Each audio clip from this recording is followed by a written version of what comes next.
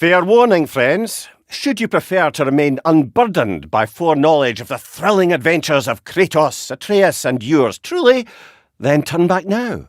Spoilers for Ragnarok lie ahead.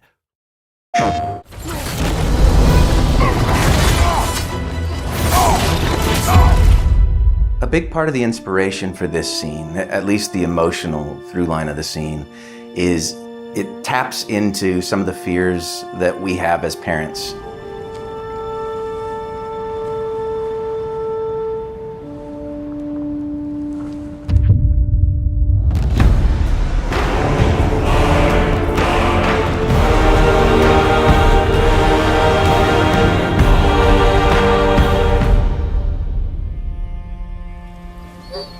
Atreus, the time draws near. You must prepare yourself. For what? He's still eating. He wants to live. He is dying.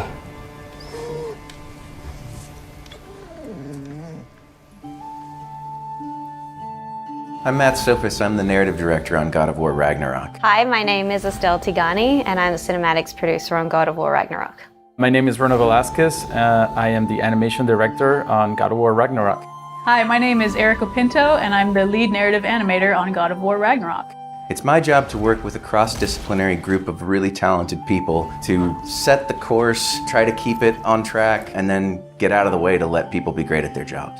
The pipeline for a cinematic starts with the script phase. The writers on the narrative team will collaborate together and complete the script for a cinematic, and it will get reviewed by our game director, Eric Williams, before getting passed over to the cinematics team.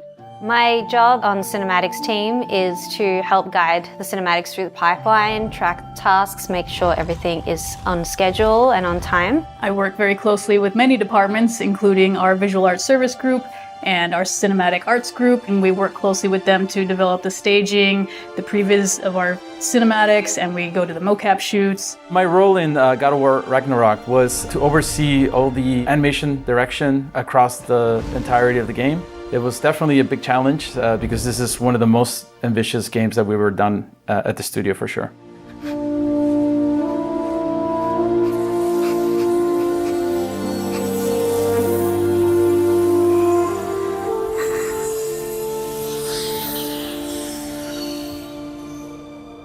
Today we're going to be taking a look at one of the cinematics in our game, one that we called Fenrir Returns. Kratos and Atreus have traveled to Helheim to fix a mistake that Atreus made while working for Odin. He ended up freeing Garm, the Hound of Hell. It led to a massive fight, and they ended up having to put Garm down. But they didn't do it in the conventional way that you'd expect from God of War. They didn't just kill Garm. Atreus ended up using a soul that was trapped in his knife. Please work, please work, please work! I'm sorry!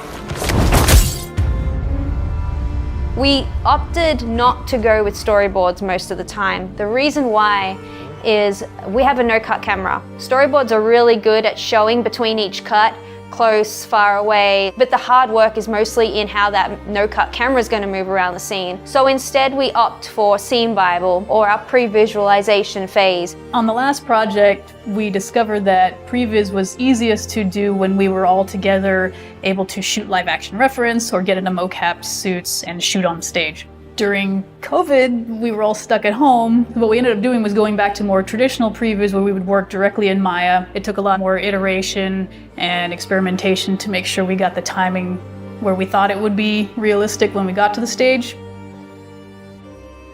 One of the big moments in this scene is to see what happens to Garm, and we encounter him inside this cave. And the way that it's been set up, the lighting, the mood, the way that the camera is kind of creeping behind Atreus as he's creeping up on Fenrir is meant to communicate this sense of uneasiness and uncertainty about how this is going to go.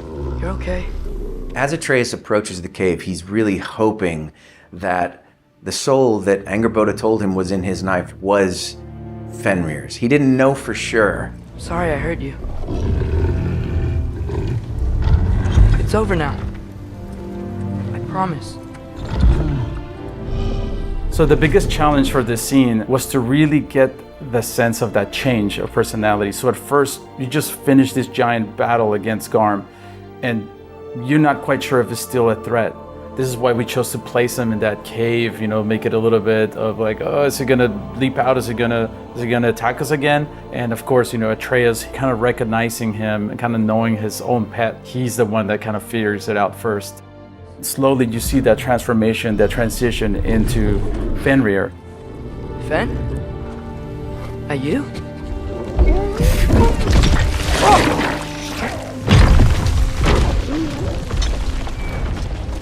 Some of the aspects we really wanted to get right with the scene was selling that tension leading into kind of this relief and joy, seeing that Atreus's gamble paid off. Good boy. So to bring Fenrir to life, there was a lot of research that went into it. Starting all the way back in 2018, we paid a visit to the Wolf Connection, which is a place where you can interact directly with actual wolves. We got a lot of footage of this and also learned a lot about actual wolf behavior, how it differs from dogs. For instance, when you approach a wolf, you're actually supposed to bring your hands underneath the wolf's head. Because Fenrir was more like a pet, we ended up not actually doing the underhanded approach. Yeah. I missed you too. Didn't know if that would work. Where Atreus can tell that it's Fenrir when he comes out of the cave. This is the stretch of the scene where Kratos is realizing it himself. We did it. Working with the actors on stage, obviously we didn't have a giant 20-foot wolf. So what we had to do is we had to have the actors interact with a puppet. In this case, we actually had two puppeteers. We had someone holding a giant pad on a pole to represent kind of the scale of the dog that the actors could go up and work with. But for the camera view, we had this little virtual prop that could show on the screen the giant wolf, and then we would tilt it, and then the camera operator could see where is the giant wolf. My favorite bit of this part of the scene is, of course, Kratos just simply saying, sit. Sit. And then immediately sits down with no hesitation. Even the camera is getting into the action. You hear the audio of the big kaboom, like a little earthquake. The camera and the staging was able to really capture them as a family unit. Tilting upwards to show such a large creature, but also keeping that focus on these two characters that are having a very intimate conversation between Kratos and Atreus. I think this is a really important moment because you've got that dog in the background that's kind of offsetting this more serious conversation. If you look, you'll see that Fenrir is just kind of like ping-ponging between them, which animals do. Leading up to this moment, Kratos and Atreus have had a lot of tension where Kratos is trying to kind of hold on to Atreus, and Atreus needs to break away and form his own identity. How is this possible? It's giant magic.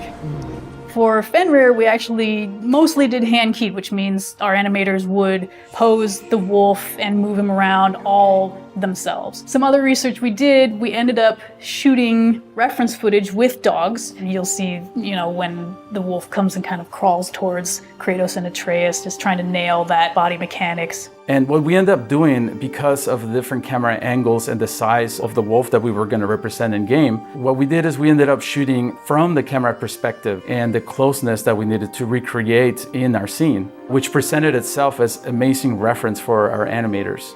For me, the most exciting part was once we got the wolf data in and we started to hand key Fenrir a little bit more and you start to see his personality come forward and come to life. To me, that was a true joy.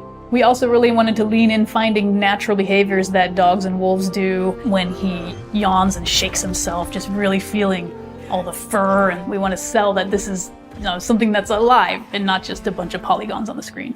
I think the most exciting thing about bringing this scene to life was just watching it go from this very rudimentary scene of just two guys sliding around in a horribly animated puppet wolf to something that feels believable, and you're just like, oh, Fenrir's such a good boy and he gets all the pets. I've been learning things. In Asgard. This has nothing to do with that. More secrets. No. A promise. Knowing that someone's trusting me to keep. Like you kept your promise to Mom? From a narrative perspective, what we wanted to achieve with this scene is to demonstrate the developing relationship between Kratos and Atreus and their building of trust towards each other. Atreus is growing up and learning to become independent and make amends when he makes mistakes. It's this wonderful little moment where Kratos realizes maybe that he doesn't have to worry so much anymore. See what I can do when you trust me?